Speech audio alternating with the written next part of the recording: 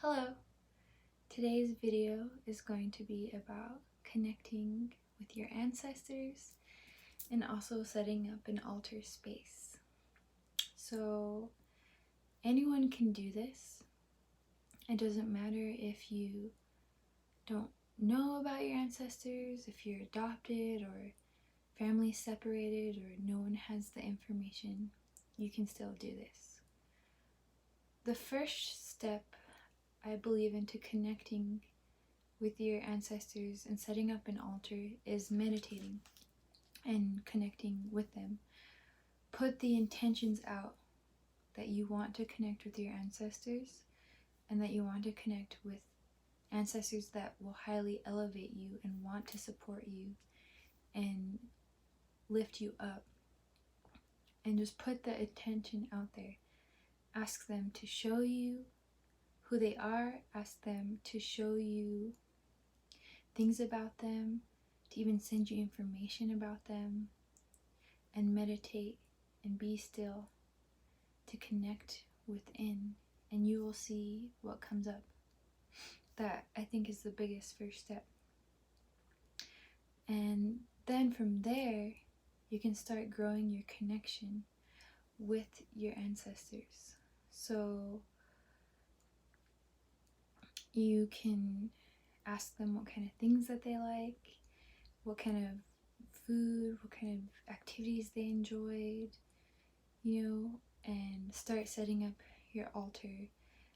Put things that remind you of them, put things that you know that they like or enjoy. You can offer food, you can offer drink, you can put plants, flowers,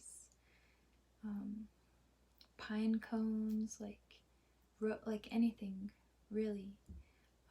Just make sure you're being intentional about the way that you're choosing to connect with your ancestors. And those can also be offerings as well for your ancestors. So with food and drink and stuff like that, if you're gonna offer it to an ancestor or a deity, because you can also do that as well, you can either choose to dump it out after it's been on the altar all day, or you can return it back to the earth, back to source.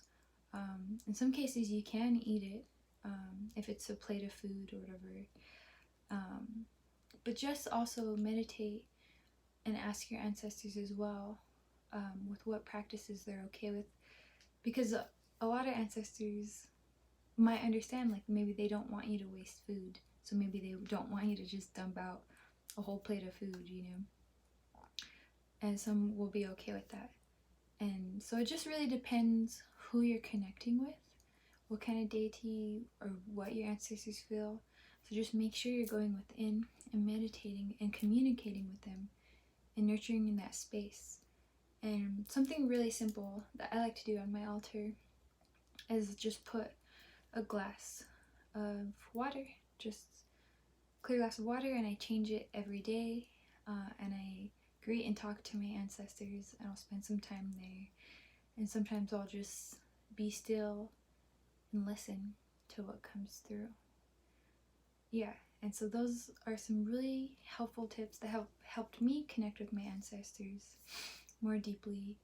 I think it's really important we all should know about our ancestry and at least have some that we can connect to, that we know are supportive, that we know they're a part of us, right? They're already in us. So just furthering that connection to yourself as well and source energy, it's really important.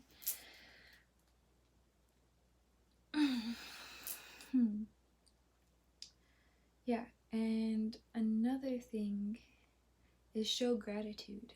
Show and be grateful for your ancestors, all the sacrifices that they made for you to exist in this world today.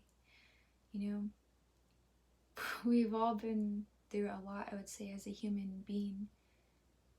The human experience is pretty wild on Earth. So yeah, just keep showing that you're grateful to even have this connection and nurture that with them and to perceive them and for them to send you things, and vice versa. You can leave offerings and just show how grateful you are for your own existence in life, because without your ancestors, as we know, you wouldn't be here today. So, and I'm sure a majority of people have had to make sacrifices along the way. So just make sure to show them gratitude as well. Don't always just go to your altar or set it up because you want something from them, you know? Gotta, give and receive. Make it an equal exchange between you. Even if it's just listening. You can talk to them at any time that you feel. They're always there for you. Whether you realize it or not, your ancestors are always with you. Even if you have a complicated family life or situation, like, trust me, I know. They're always with you, so you can always choose to call on or communicate and put the intentions out there. And if some ancestors come through and you're not sure, like whose side of the family they're on or who it is, you can ask and be like, show me, make it clear, like, who are you, what side of the family are you from, like, what kind of things did you enjoy, what was your life like, show me where you lived, can you send me pictures of you so I can see what you look like.